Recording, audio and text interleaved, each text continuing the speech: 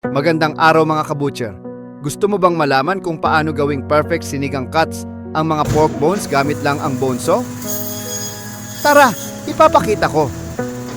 Ito ang mga buto, karaniwan galing sa pige at kasim na nadebone na.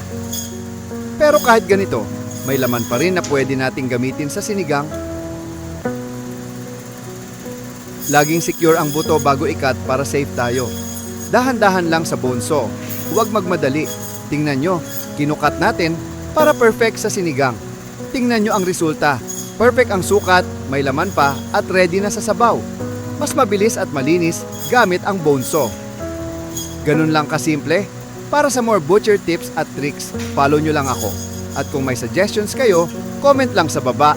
Malaking tulong ang inyong feedback sa aking pag-unlad. Sa uulitin, maraming salamat mga kabutcher.